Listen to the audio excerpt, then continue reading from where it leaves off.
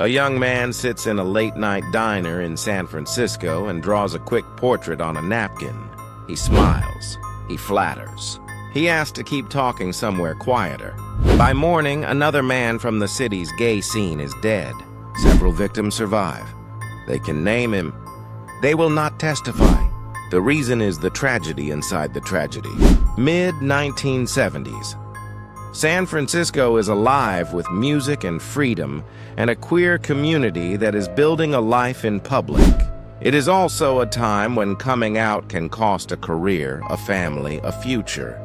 The killer, who will be called the Doodler, uses that gap between public joy and private risk. He meets men at clubs and diners. He charms with a sketch. He convinces them to leave with him. He stabs them in remote places or in their own apartments. The city knows a serial predator is at work. The queer press warns readers to be careful. The police have witnesses who survived and saw the face of the man who attacked them. The witnesses are famous enough, or vulnerable enough, that the price of testifying feels impossible. They refuse to risk being outed.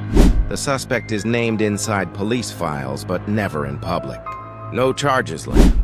The case becomes a map of how stigma protects a killer. Detectives do their jobs with the tools they have. They interview bartenders, waiters, and friends who saw the drawings and the smiles.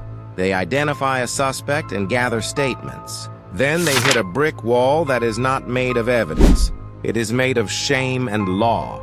Being gay can still get you fired. Being outed can still implode a life. The survivors decide they cannot step into the light of a courtroom. Without them, the case cannot stand. The murder stops. It is tempting to think that the killer was arrested for something else or moved away. The file sits, heavy and unresolved. Decades later, San Francisco looks at the case again with new tools and a new heart. DNA testing offers a path. The department releases an age-progressed sketch. They offer a reward and appeal directly to the community that was hurt the most. If you were afraid to speak then, speak now. If you are still alive and can name the man who drew your face on a napkin, tell us. The phone lines hum. The suspect from the 70s is still whispered about by people who remember. He was known. He was questioned. He walked home. The fact that this could happen in a city that prides itself on being a refuge is a bruise that still shows. The Doodler case is more than a whodunit. It is a story about how prejudice can be a weapon. A killer did not have to be brilliant to avoid a courtroom. He only had to be cruel in a time when victims feared the spotlight more than the blade. That is changing. People who once hid now speak freely. Detectives who once had no lab now have a database. Justice moves slowly, but it moves.